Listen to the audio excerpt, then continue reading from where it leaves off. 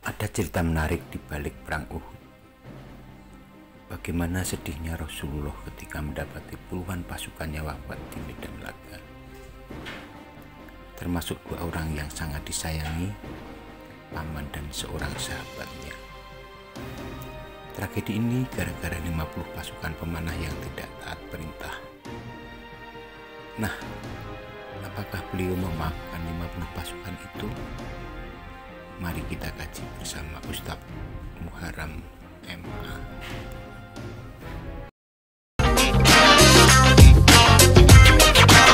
Ayo, tunjukkan cinta kamu dengan subscribe channel ini. Bismillahirrahmanirrahim. Assalamualaikum warahmatullahi wabarakatuh. Alhamdulillahilladzi alafa baina qulubina fa asbahna bi ni'mati ikhwana. Asyhadu an la ilaha illallah wahdahu la syarikalah. Iyyahu na'budu wa iyyahu nasta'in.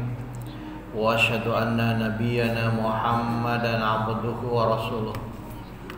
Allahumma salli wa sallim ala nabiyyina Muhammadin wa ala alihi wa ashabihi alladzina amanu wa amilus salihati ila yaumil maut.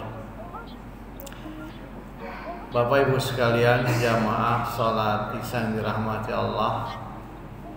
Kultum kita kali ini mengambil surah Ali Imran ayat 159. A'udzu billahi minasyaitonir rajim. Fabima rahmatin minallahi linta lahum walau kunta faddan ghalizal qalbi lam faddu min hawlik. Fa'fu anhum wastaghfir lahum wasyawirhum fil amri wa idza azamta fatawakkal 'ala Allah innallaha yuhibbul mutawakkilin. Maka berkat rahmat Allah engkau Muhammad berlaku lemah lembut kepada mereka. Sekiranya engkau bersikap keras dan berhati kasar, tentulah mereka menjauhkan diri dari sekitarmu. Karena itu maafkanlah mereka, mohonkanlah ampunan untuk mereka, dan bermusyawarahlah dengan mereka dengan urusan itu. Kemudian apabila engkau telah membulatkan tekad, maka bertawakallah kepada Allah. Sungguh Allah mencintai orang-orang yang bertawakal. Bapak Ibu sekalian, ayat ini turun asbabul nuzulnya, latar belakangnya setelah perang Uhud, di mana kita tahu perang Uhud itu adalah tragedi bagi umat Islam. Kaum kafir Quraisy setelah dalam perang Badar mengalami kekalahan, ya, mereka ingin melampiaskan dendamnya untuk bisa mengalahkan umat Islam. Abu Jahal yang wafat saat perang, Hindun berkeinginan ingin membayar dendamnya supaya ada juga orang yang buat Muhammad sakit hatinya. Itu dia membayar seorang budak untuk bisa menombak Hamzah paman Nabi yang bernama Wahsy. Wahsy ini dulunya satu kampung dengan Bilal bin Rabah. Dia dijanjikan kebebasannya serta akan diberikan hadiah yang banyak. Dan setelah mendapat kabar kalau Madinah akan diserang oleh kaum Quraisy, untuk mereka ingin melampiaskan kekalahan mereka di perang Badar, Rasul sudah mengatur siasat. Beliau minta 50 ahli panah ada di Bukit Rumat. Kalian ahli panah, jangan ada yang turun sampai ada perintah. Ketika pasukan kafir Quraisy masuk ke kota Madinah melewati jalur ini, maka lewat dari Bukit Rumat tugasnya memanah, sehingga konsentrasi mereka akan pecah. Dan Nabi seorang ahli strategi perang sebetulnya. Kepada Mus'ab bin Umair, anak bangsawan Quraisy yang bertubuh besar, kekar. Nabi juga menyampaikan, ya Mus'ab, jangan lepaskan bendera ini apapun resikonya.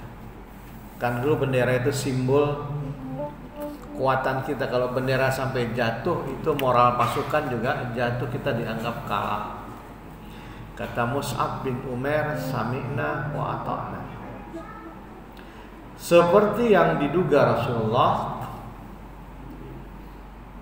pasukan kafir Quraisy melewati pintu masuk kota Madinah. Dan 50 ahli panah di Bukit Rumat yang tepat berada di pintu masuk Madinah menyerang mereka dengan panahnya, sehingga banyak dari mereka yang terpanah, terbunuh. Sebagian lagi kocar-kacir disapu oleh pasukan darat. Kita hampir mengalami kemenangan. Nah, ketika pasukan kafir yang banyak terkena tombak, terkena panah, meninggalkan kuda perangnya, meninggalkan benda pusakanya, sebahagian mulai tergoda. Padahal pesan Nabi yang di Bukit Rumat, jangan ada yang turun sampai ada perintah dari Rasul. Woi, karena orang dulu ibu bapak kalau perang itu kan yang karena takut dirampok, dia kadang-kadang bawa benda pusaka, perhiasan dibawa. Begitu bergelimpangan ada kuda perang yang bagus, berceceran, benda pusaka, perhiasan, mulailah yang di Bukit Rumat tergoda. Waduh, perang lu kapan? Kayaknya kita itu di depan mata, permata, pusaka. Gimana kita turun? Kata Nabi jangan. Nabi nggak tahu ini, kita turun aja berdoa. Rupanya semua turun untuk mengambil ghanimah, harta rampasan perang. Bukit Rumat menjadi kosong. Lalu kaum Quraisy menguasai Bukit Rumat, dan posisi sekarang terbalik. Umat Islam yang dibantai dari Bukit Rumat dengan panah, sehingga kebingungan. Ditambah lagi ada berita hoax. Jadi hoax itu bukan hanya sekarang, dari dulu udah ada. Apa berita hoaxnya? Disebarkan isu Nabi tewas supaya goyah. Muhammad tewas, Muhammad tewas. Orang Islam yang nggak tahu lagi bingung, Rasul wafat. Kira-kira gimana Pak? Di tengah perang ada berita Nabi wafat, goncang nggak? Itu luar biasa. Jadi dahsyat dari berita hoax bukan hanya sekarang, dari dulu udah ada orang-orang munafik yang kerjanya meresahkan kekuatan, kelemahan persatuan. Sebarkan berita saat itu Rasul wafat, sehingga fokus mereka udah nggak perang lagi, bingung di mana Rasulullah. Sehingga Hamzah menjadi lengah, seorang paman dengar keponakannya wafat, nggak fokus lagi dia. Di saat itulah Wahsy menyiapkan tombaknya jarak jauh, tertombak di dadanya, dan Hamzah syahid. Hindun yang dendam atas kematian Abu Jahal menghampiri jenazah tubuhnya Hamzah, dibedah dadanya, diambil jantungnya, dicacah-cacah kayak irisan sate, dipasangin di kalungnya. Dia naik ke bukit Uhud, berteriak dengan lantangnya, Muhammad, ini jantungnya Hamzah. Muhammad, ini jantungnya Hamzah. Kebayang Pak suasana kebatinan Nabi? Kebayang nggak suasana kebatinan Nabi? Paman yang dicintainya membelanya luar biasa, sudah ditombak, dihinakan, jantungnya dicacah-cacah kayak sate, dibuat kalung dan dipamerkan di Jabal Uhud. Muhammad, ini jantungnya Hamzah, ini jantungnya Hamzah. Nabi terpukul dan luar biasa, syoknya. Mus'ab bin Umair yang dapat amanah pegang bendera juga sama, guncang, lengah, putus tangan kanannya. Pesan Nabi, apapun yang terjadi jangan sampai engkau lepas. Diambil dengan tangan kirinya, digelorakan takbir untuk jihad. Ditebas lagi oleh kafir Quraisy, tangan kirinya putus. Pendarani peluk bendera dengan sisa tangannya. Karena banyak panah, tombak, pedang hebat, Mus'ab pun tidak kuat lagi, tersungkur, syahid. Sahabat lain mengambil bendera, menggelorakan perang. Sampai akhirnya 70 syuhada Uhud wafat. Termasuk paman Nabi dan pemuda yang Nabi sangat cintai dan banggakan, yaitu Mus'ab bin Umair, anak bangsawan Quraisy. Maka mengenang mereka, Nabi nggak minta dimakamkan di Baqi'. 70 syuhada Uhud termasuk pamannya Hamzah dimakamkanlah di tanah lapang di tempat pertempuran di Baqi'. Jadi Uhud tidak dibawa ke Baqi' yang di depan Masjid Nabawi. Mengenang pamannya dibangunlah Masjid Hamzah. Ya, kalau nanti Bapak ziarah, nanti ada Masjid Hamzah yang besar itu. Dan ketika akan memakamkan Mus'ab bin Umair, Nabi memberikan testimoninya. Dulu siapa yang tidak kenal dengan Mus'ab bin Umair, bajunya khas, parfumnya khas. Tahu maksudnya, Bu? Beliau anak super kaya, bukan anak konglomerat, yang rela hidup bersahaja dengan Nabi demi dakwah, diputus sebagai ahli waris. Beliau anak bangsawan, parfumnya khas, bajunya khas. Artinya yang dia pakai nggak ada orang yang nyamain, saking mahalnya, pesanan khusus. Jadi kalau dia lewat tengah malam, ketahuan ini Mus'ab lewat, kena minyak wanginya nggak ada yang punya kecuali dia, gitu kan? Kalau kita juga sama, nih Fulan lewat, nih baunya ketahuan udah. Kalau kita mungkin baunya, dia parfumnya khas karena kayanya. Dari jauh kalau rombongan lewat di tengahnya ada Mus'ab, pasti orang tahu yang itu tengah Mus'ab. Kenapa? Karena dia punya baju khas, nggak ada orang yang samain, saking kayanya.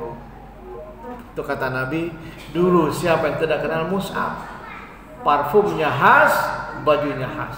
Tapi engkau lihat kematiannya begitu dihinakan oleh musuh-musuh kita. Dua tangannya putus. Tetapi aku lihat ruhnya Mus'ab bin Umair dijemput para bidadari. Nah, dalam situasi itu kan Nabi kecewa kenapa? Karena 50 panah tidak taat kan? Allah mengingatkan.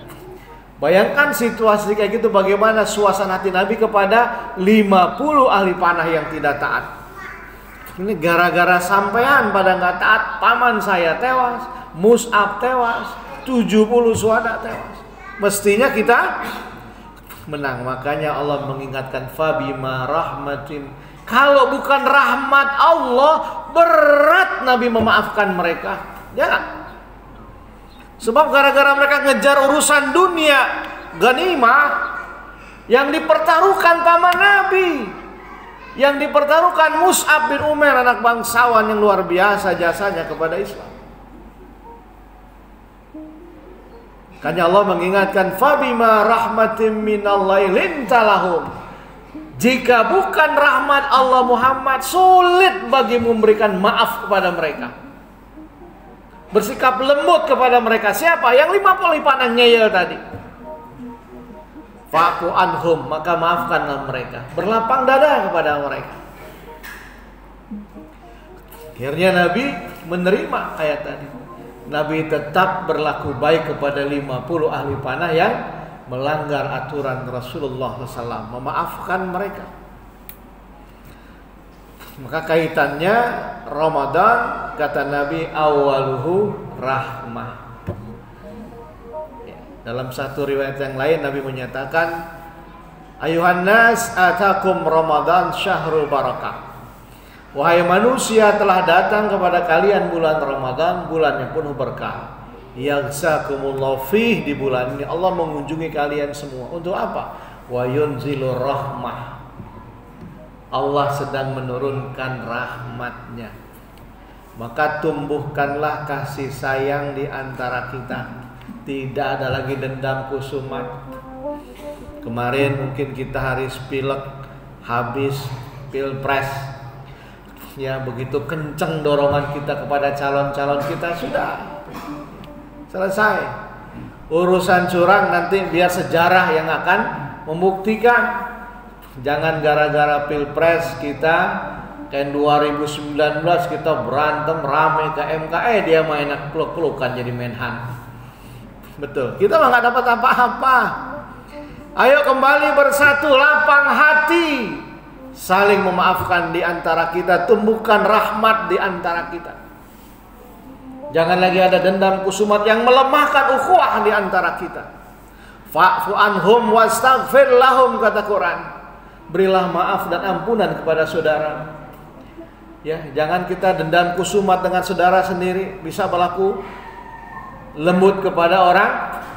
Terkadang kita dengan orang lain perlakuannya seperti saudara, dengan saudara perlakuannya kayak orang lain. Harusnya dengan orang lain perlakuannya kayak saudara, dengan saudara perlakuannya lebih baik dari orang lain. Ramadan sarana menumbuhkan rahmat. Mari kita berlapang dada mendeteksi sifat rahmah kita. Tingkat keluarga, ada nggak keluarga kita hari ini yang tidak punya kemampuan ekonomi? Oh, saudara saya udah nggak kerja. Oh, saudara sudah kena stroke. Bagaimana ya keadaannya? Tingkat RT tumbuhkan sifat rahmat kita. Ada nggak warga kita yang dalam kesulitan? Tingkat kita pengurus masjid, adakah jamaah kita yang dalam masalah ekonomi? Yang kita tahu berita saat ini, beras, minyak, goreng, cabai menjadi barang yang luar biasa mahalnya. Maka hari ini tumbuhkan kepekaan kita. Jangan sampai saudara kita waktu berbuka dia harus lari ke masjid, buka bersama. Usai dari sholat maghrib, Bapak tadi masih ada sisa banyak, takjilnya boleh saya bawa pulang Pak? Kan Bapak sudah makan. Iya Pak, tapi anak istri saya mungkin baru buka dengan air putih saja. Saya udah gak kerja, tetangga gak tahu saudara saya jauh, bawa Pak pulang. Jangan sampai itu terjadi dalam keluarga kita dan kita tidak pernah tahu. Laisa minna, kata Nabi, bukan golongan kami. Orang yang tidur pulas kekenyangan sementara tetangganya tidak bisa tidur karena kelaparan. Ara'aital ladzi yukadzibu biddin fadzalikal ladzi yad'ul yatim wala yahuddu ala ta'amil miskin. Pendusta agama ciri-cirinya mereka yang tidak memberi makan kepada fakir miskin. Bagaimana sifat rahmat Rasulullah, tidak dendam kepada siapapun, termasuk Yahudi yang pernah menghinanya. Sebagai penutup, Bapak Ibu sekalian, Khalifah Abu Bakar setelah dibaiat di Saqifah Bani Sa'idah, dia mendekati anaknya, mendatangi jandanya Rasulullah juga anaknya. Wahai Aisyah, ayah sudah diangkat menjadi khalifah pengganti suamimu sebagai kepala negara. Ayah ingin mulia seperti suamimu Rasulullah. Adakah kemuliaan suamimu yang kau tahu yang belum ayah kerjakan? Ada ayah, kakandaku Rasulullah, setiap ba'da asar suka aku buatkan makan. Yang ternyata itu makanan buat seorang nenek Yahudi peminta-minta di pasar yang matanya buta. Kalau begitu, kata Nabi, besok aku akan kerjakan. Maka Abu Bakar bawa makanan, ba'da asar mencari di pasar Madinah seorang peminta-minta, nenek-nenek matanya buta, dan dia orang Yahudi, bukan orang Islam. Akhirnya di pojokan ketemu seorang nenek sedang membuli Nabi, mencaci maki Nabi. Bayangkan, cirinya persis, matanya buta, dia orang Yahudi sedang meminta-minta. Maka dengan berat hati diberikanlah makanan kepada nenek Yahudi yang lagi mencaci maki Nabi. Mungkin karena dia buta, salah dengar tentang Nabi. Yang dibisikkan mungkin yang jelek-jelek dari orang Yahudi lain. Setelah diberikan, dicoba, dilempar dengan kasar. Kata si nenek buta, pastilah Tuhan bukan orang yang biasa memberikan saya makan. Nenek kan buta, kok bisa tahu? Saya memang buta, tapi hati saya peka. Karena berbeda cara Tuhan dengan orang yang biasa kan berikan Tuhan makan, berikan saya makan. Di mana bedanya? Kata Abu Bakar penasaran. Lelaki yang biasa berikan saya makan, lelaki yang baik hati. Ditanyakan keadaan saya dianggap seperti ibunya, disuapinya saya, dan makanan pun makanan sesuai dengan usia saya, makanan yang lembut untuk orang tua. Tidak seperti Tuhan, berbeda caranya. Oh iya, kalau begitu benar, saya gak akan bisa mengalahkan kebaikan dan kemuliaan sahabat saya. Oh, jadi yang biasa saya makan sahabat Tuhan, kemana? Gak pernah datang lagi. Sudah meninggal, Nek. Nangis nenek Yahudi tadi. Ya, lelaki baik itu sudah meninggal. Siapa lagi yang perlu dengan nenek tua di pinggir jalan ini? Siapa lagi seorang yang menganggap peminta-minta tua renta ini sebagai ibunya? Dan siapa lagi yang menyuapi aku, orang yang hina di jalan, kalau bukan temanmu Tuhan? Saya kehilangan. Abu Bakar tentu menangis.